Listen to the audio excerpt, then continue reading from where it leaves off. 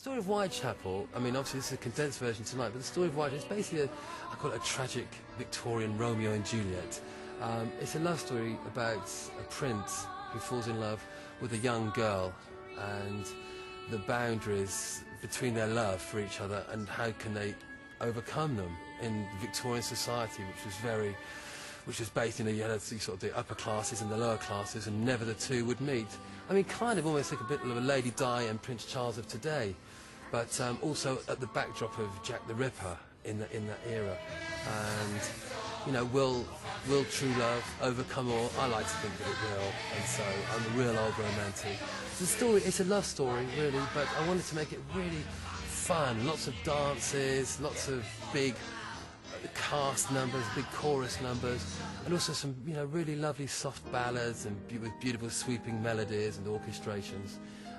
So I really wanted to kind of make a story that would really represent that time, and a time that we can all sit down for 2 hours when we go to the theatre and really kind of pretend we're part of that whole show and love them as, make them laugh at times, make them cry and tap their feet. Kind of a little bit of everything for probably the older people. The younger kids, I hope we can convert some of them and tell us that they can get out of their seats at home from watching Home and Away or EastEnders and come and watch Whitechapel. Exactly. There are some beautiful songs, and they're all beautiful and brilliant songs. Have you got a favourite? I probably have a couple of favourites, actually. Two, then? I would say Without Her, which is one of the early ones I wrote. A lot of songs I've written from experience, you know, and that was about not being able to be with a partner. And I kind of wrote that from an experience that I had with her. And another one, I would probably say Chasing Rainbows, which we're not doing tonight, because the character, because it's a condensed version of the show, I had to lose a few of the characters. But wonderful, a great song, a big dance number. So a ballad and an up-tempo one, yeah. Streets can be frightfully wonderful. So walk if there's danger, it's still on the old free wonderful. We know the streets like gold, unless you are ugly and old. But when you're in London, the life of a whole can be wonderful.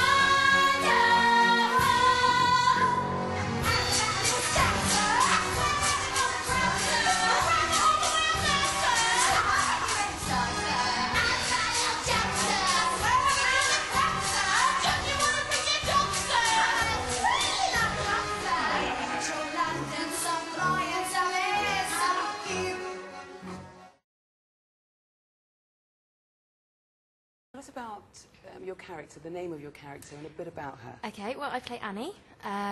She's recently arrived in Whitechapel, so she's quite naive at the beginning, and then she falls in love. So it's the kind of Romeo and Juliet story, really, unrequited love. Eddie's obviously a member of royalty, so she can't really be with him, but she's naive but incredibly determined as well, so she does try and stay with him against perhaps others' wishes. So it's quite difficult, I think, their relationship, but she's determined to stick with it. Mary, wait! You're wrong. How can you love me? Why does the wind blow? What makes a summer's day? Why do the birds sing? And who paints the sky? Tell us the name of your character. Mary Kelly it is. So she is actually because I think some of the characters in the show are fictional, but Mary Kelly was one of the prostitutes that Jack the Ripper did actually murder. So she's a real character, whereas some of them are fictional. But yeah, Mary Kelly, the prostitute, the famous prostitute.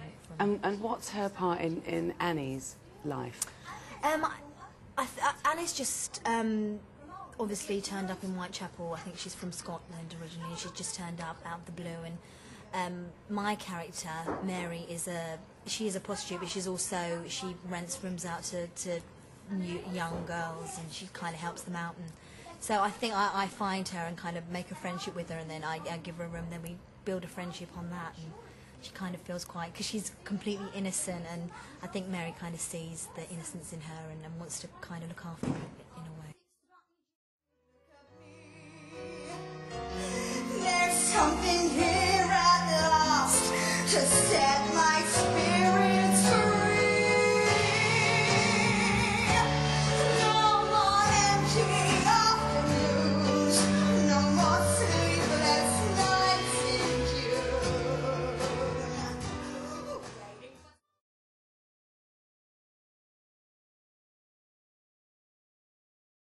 My character is a tricky one. He starts off as like a royal kind of over his life because he doesn't have the want or need for anything. So he's now kind of trying to live the life as a normal person.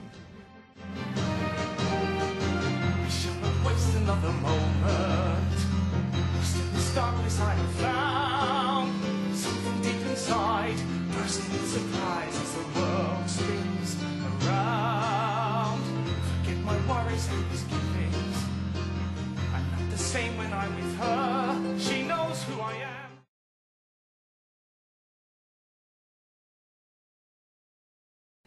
Well, initially, before I met Mark, the writer, the music is sensational. And at first I'd only heard about 4 or 5 of the songs from the show, and I liked every single one of them.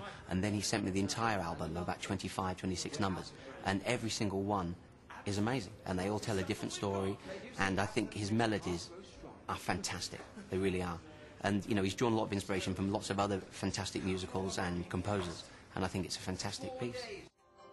Well, tell us about your character, the name of your character, and a little bit about him. No, well, my name's Stephen, and funny enough, the character's called Stephen.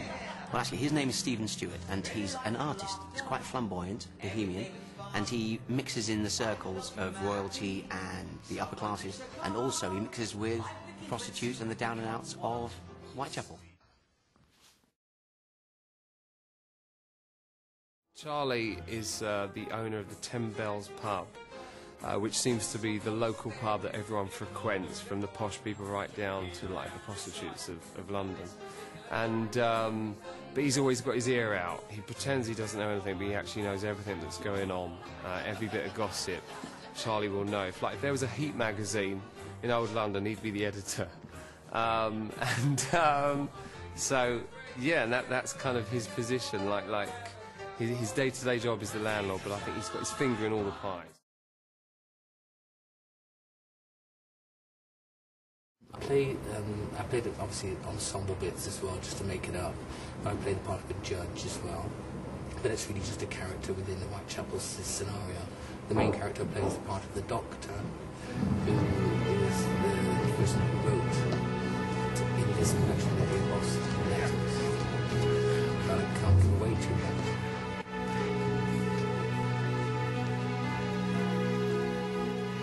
Dear boss, you won't fix me just yet. Dear boss, it's funny when they think that they're so clever. How will they ever catch me now? Me and my funny games. Satisfied. Always been an humble servant, looked the other way. Now I've opportunity to make the bastards pay.